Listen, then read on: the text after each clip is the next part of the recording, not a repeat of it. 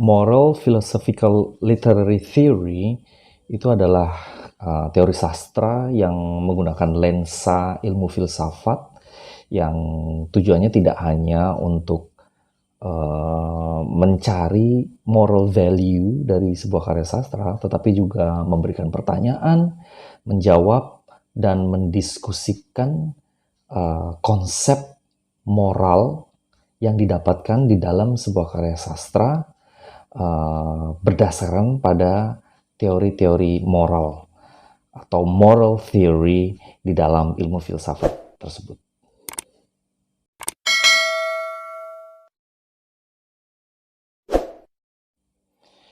Hi everybody, welcome back to my channel.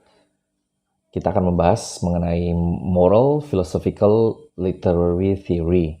Jadi teori ini seperti kita ketahui bahwa teori sastra itu menggunakan beragam lensa dan perspektif untuk mencari makna, membahas atau menganalisis sebuah karya sastra. Bisa dari sisi lensa psikologi, ilmu-ilmu sosial, dan yang ini seperti namanya moral philosophical ya. Jadi ini mengambil lensa atau perspektif dari ilmu filsafat, khususnya mengenai moral atau morality. Nah, bagaimana cara menggunakannya dan apa sebenarnya moral philosophical literary theory? Mari kita lihat definisinya. Nah, moral philosophical literary theory is where the critics believe that the larger purpose of literature is to teach morality and to probe philosophical issues. Nah, jadi ini berangkat dari pemikiran bahwa sebuah karya sastra itu harusnya punya tujuan yang bersifat filosofis.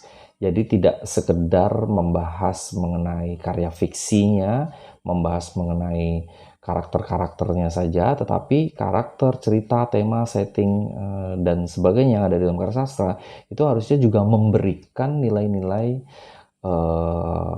filosofis, nilai-nilai filsafat yang berhubungan dengan moralitas, berhubungan dengan moral, konsepnya, dan juga mengajarkan kepada para pembaca agar para pembaca itu bisa mendapatkan penjelasan, mendapatkan nilai-nilai moral di dalam sebuah karya sastra. Seperti itu. Maka kita akan membahas lebih lanjut dan lebih dalam mengenai definisi dari moral, kemudian konsep moral itu sendiri. Tetapi sebelumnya kita mulai dari bagaimana mengaplikasikan moral theory atau teori moral yang digunakan di dalam moral philosophical literary theory ini di dalam menganalisis sebuah karya sastra. Ada beberapa cara, ada beberapa hal, ada beberapa bagian yang bisa kita gunakan. Pertama, the researcher can examine the ethical implications of the actions and decisions of characters within a story. Nah, maksudnya seperti ini. Maksudnya tokoh, ya kan? Kita bisa membahas atau mencari tahu implikasi moral dari tindakan atau keputusan yang dibuat oleh seorang tokoh atau seorang karakter di dalam sebuah cerita.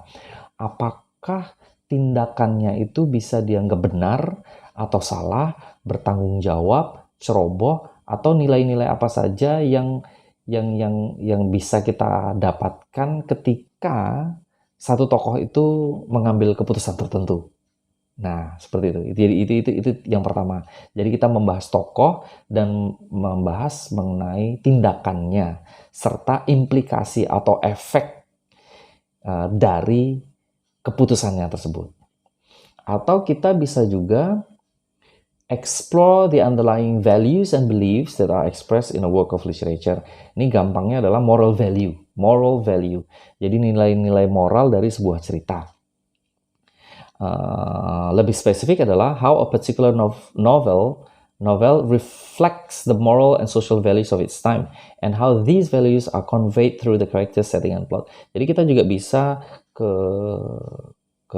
belakang gitu ya, menggunakan sejarah untuk melihat sebenarnya apa sih nilai-nilai dan kepercayaan di masyarakat tertentu, di masa tertentu dalam sebuah karya sastra itu,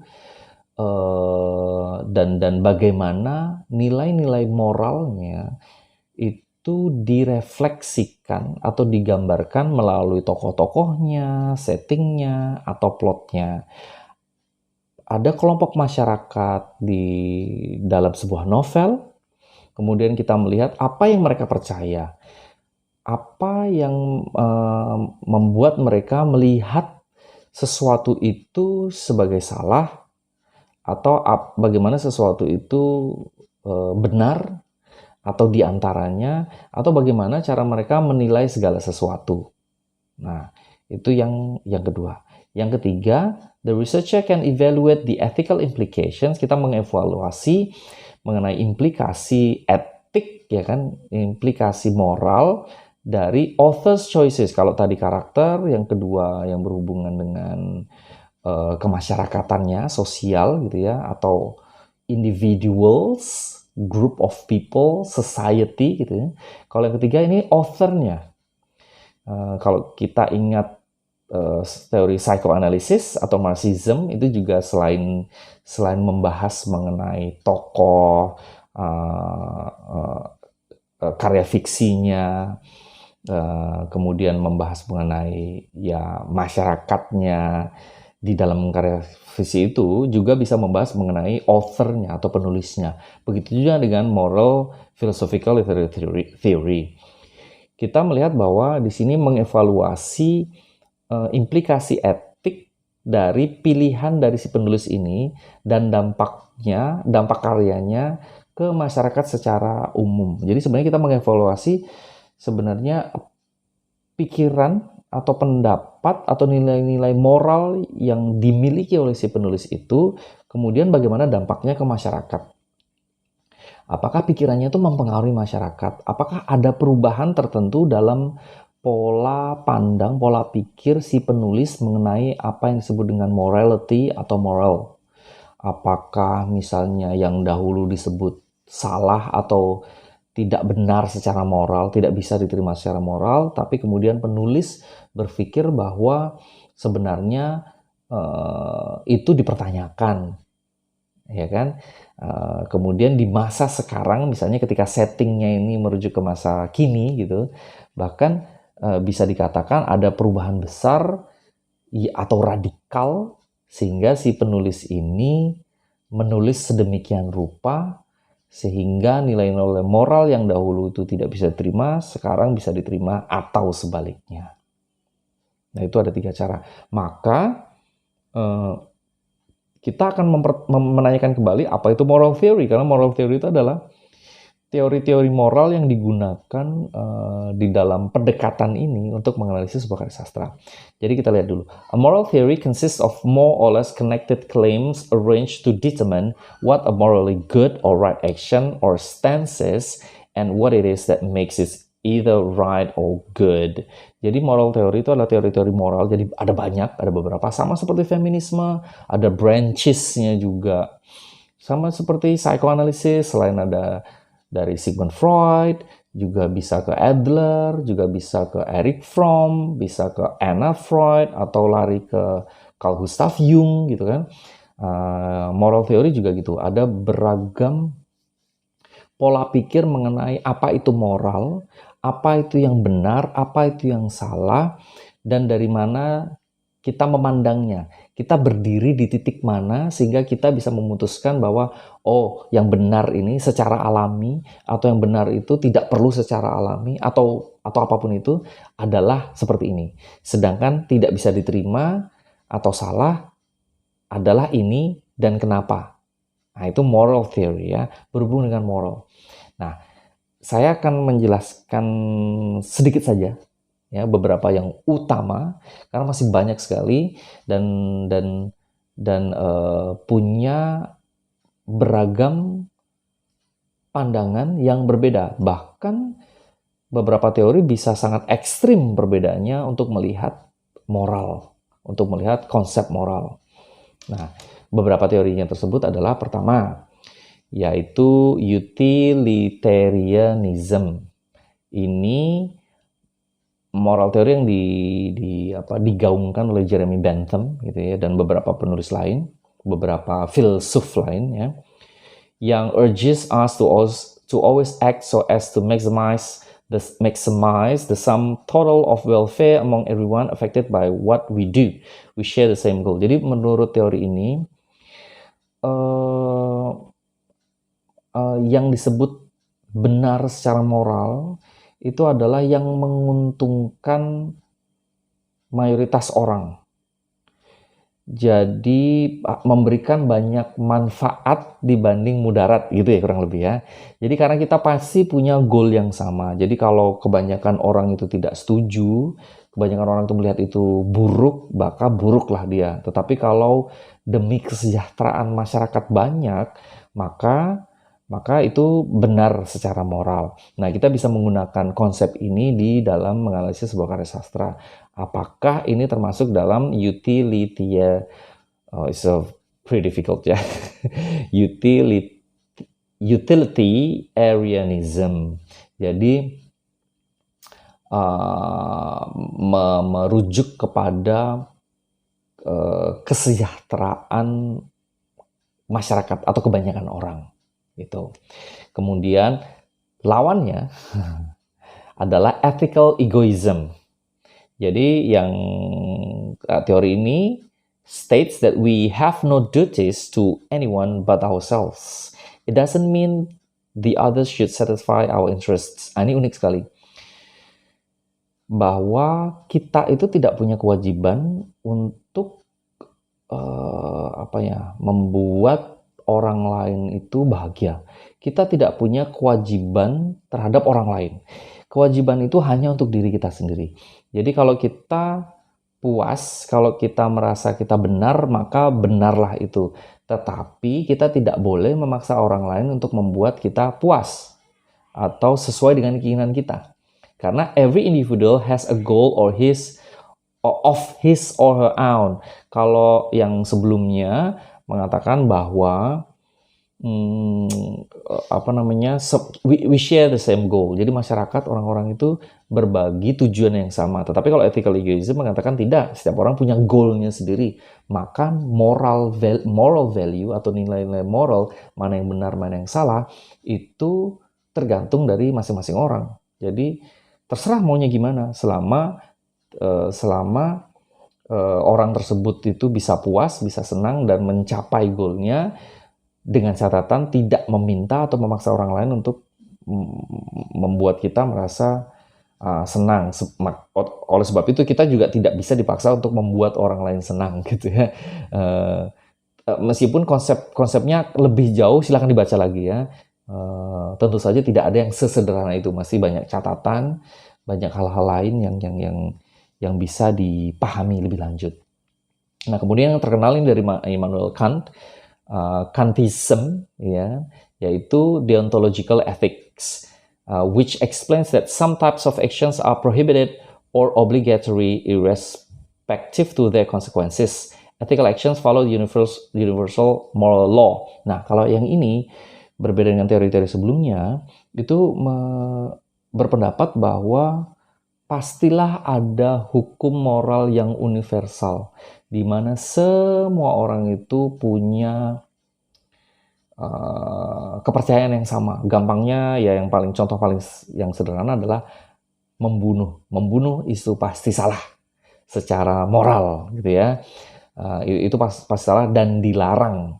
Dan kita juga punya kewajiban untuk melakukan sesuatu atau punya larangan untuk tidak melakukan sesuatu di luar konsekuensinya. Berbeda dengan utilitarianism yang berpikir bahwa selama kebanyakan orang itu mendapatkan kesejahteraan, mayoritas orang itu mendapatkan banyak manfaatnya, maka itu benar. Tapi kalau deontological tidak. Deontological ethics itu berpikiran bahwa tidak peduli konsekuensinya, apakah banyak orang senang atau tidak, tetap kalau itu salah, ya salah. Kalau itu benar, ya benar. Jadi kalau membunuh, ya tetap salah. Mencuri, tetap salah. Meskipun banyak manfaatnya mungkin ya. Dalam beberapa kasus, misalnya seperti perangkah atau keputusan tertentu yang harus diambil sehingga menyelamatkan banyak orang. Nah, jadi konsekuensinya itu tidak ada urusan dengan apakah secara moral tindakan kita itu benar atau salah. Gitu. Nah, kemudian yang selanjutnya kita masih ada beberapa, ada moral rights. Ini hampir serupa dengan apa namanya, deontological ethics, ya. Bahwa moral rights, beliefs, moral duties arise from moral rights. Moral rights is absolute. This what gives people moral standing. Nah, ini hampir sama, tetapi pada dasarnya merujuk lebih apa namanya, lebih detailnya bisa dibaca. Teman-teman bisa mencari tahu lebih lanjut gitu ya. Bahwa di sini ada yang bersifat absolut gitu ya. Kenapa harus ada tapi moral rights ini juga tergantung sih ya. Ini perbedaannya dengan deontological. Kalau deontological ya universal ya. Tapi kalau moral rights itu harus ada sesuatu yang bersifat absolut, dan itu yang membuat orang-orang itu punya moral standing. Bagaimana kalau tawar-menawar? Ya kan nggak bisa tawar-menawar, tetapi harus jelas, harus pasti, sehingga sesuatu itu benar secara moral dan itu menjadi acuan kita.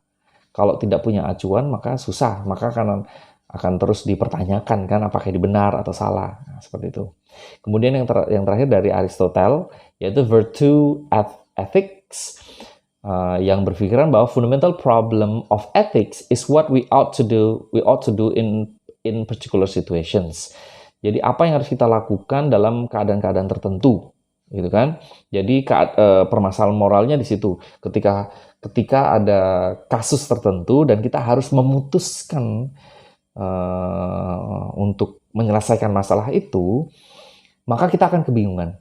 Karena itu ada masalah keraguan, kebimbangan, gitu kan? Tetapi kalau menurut Aristotle harus ada virtue ethics yang banyak. Sebenarnya ini struktural sekali ya. Jadi banyak sekali apa yang dimaksud ini. Jadi misalnya gini, beberapa contoh ya. There are virtues to consider such as courage, temperance, wisdom, and justice. Jadi ketika kita mau ngambil keputusan itu harus merujuk kepada 4 hal ini yang dibagi menjadi sangat banyak. Misalnya keberanian, tempernya, kemudian wisdom, kebijakan, dan justice. Apakah itu sudah sesuai dengan itu sehingga dalam keadaan tertentu kalau terpaksa atau bila sulit sekali untuk mengambil keputusan, apapun keputusan itu harus ada virtues-nya atau harus ada hal-hal baik, bijak, suci gitu ya, sebagai referensi atau sebagai guide atau guidance untuk kita memutuskan. Nah, ini salah satunya. 4 diantaranya. Courage, temperance, wisdom, and justice. Dan mendetilnya silahkan dicoba. Silahkan dicari tahu lebih lanjut. Nah, moral theories ini ya kan digunakan bagi kita yang ini ingin menganalisis sebuah karya sastra sebagai lensanya, sebagai perspektifnya, kacamatanya, teropongnya untuk mencari makna, membahas, mempertanyakan, menjawab gitu ya, moral, konsep moral. Misalnya seorang tokoh dalam sebuah karya sastra harus melakukan sebuah tindakan yang berefek kepada banyak hal, tokoh-tokoh lain atau kemasyarakatan atau kebudayaan atau apa saja. Nah, kita tinggal bahas kenapa dia ngambil itu kenapa dia memutuskan hal itu, misalnya dari kacamata misalnya ethical egoism gitu kan. Berarti sebenarnya dia hanya mementingkan dirinya sendiri, tetapi dengan pertimbangan bahwa masing-masing orang juga punya goal-nya sendiri-sendiri dan sebagainya gitu. Nah, maka kesimpulannya ya, overall, the application of moral theory in literary criticism can help us to better understand the ethical dimensions of literature and the role that it plays in shaping our moral beliefs and values. Di sini juga kita bisa mempertanyakan nilai-nilai atau kepercayaan-kepercayaan yang kita percayai, yang kita punya sebelumnya, dengan menggunakan dengan menggunakan teori ini, maka kita juga bisa analyzing the moral implications of literary works. We can gain a deeper appreciation for the power of literature to challenge our assumptions. Kita punya asumsi sendiri, atau asumsi masyarakat, pola pikir masyarakat yang kita tandingkan di dalam sebuah karya sastra. Membuat kita bertanya-tanya, membuat kita menjawab, membuat kita memperkuat penjelasan atau makna mengenai moral. Nah, itu fokusnya. Jadi karya sastra itu tidak hanya dilihat sebagai karya fiksi lagi, tapi juga mengajarkan pembaca, termasuk kita sendiri, tentang apa itu moral, membuat kita mempertimbangkan segala sesuatu, atau gampangnya, ya kita melihat apa itu moral, bagaimana moral itu digunakan, dan bagaimana implikasi tindakan tindakan karakter secara moral di dalam karya sastra itu sendiri. Nah, untuk reference, this is the main reference. Ini bukunya sebenarnya memang dari ranah filsafat ya, yaitu dari Thorbjørn Tansjö tahun 2002 yang judulnya Understanding Ethics: An Introduction to Moral Theory, dicetak di Edinburgh University Press ya. Oke, so thank you very much. Seperti biasa, jadi kalau ada pertanyaan atau teman-teman meminta penjelasan lebih lanjut tentang konsep teori tertentu, atau bahkan kalau mau menanyakan tentang teori ini, silahkan saja ketik pertanyaan Anda di kolom komentar. Dan makanya jangan lupa untuk like. Kemudian yang belum subscribe, silahkan subscribe agar saya bisa terus-menerus memberikan konten-konten yang berhubungan dengan kritik sastra dan teori sastra. Saya tahu masih banyak kekurangan karena juga biasanya saya akan membahas ke surface, on the surface-nya saja gitu, di permukaan saja, gambaran umum apa itu teori ini, apa itu teori itu, dan bagaimana menggunakannya. Tapi tentu saja teorinya kan masih secara umum ya. Di situ kan ada konsep-konsep, ada terminologi, istilah-istilah lain di dalam teori itu sendiri yang memerlukan penjelasan lebih lanjut. Kita bisa menggunakan, misalnya katakanlah kita menggunakan moral philosophical literary theory. Tapi kan yang kita gunakan tuh harus spesifik. Bisa kita menggunakan tadi ethical virtues ya. Berarti kita menggunakan teori itu sebagai approach untuk menganalisis sebuah karya sastra. Maka kita akan membaca lebih detail. Di dalam teori itu juga pasti ada konsep-konsep yang sulit untuk dipahami, atau perlu pemahaman mendalam, atau membuat kita ragu. Nah, hal-hal seperti itu silahkan teman-teman tanya. Nanti saya akan coba untuk membahas di video-video berikutnya. But for now, thank you very much for your attention and appreciation.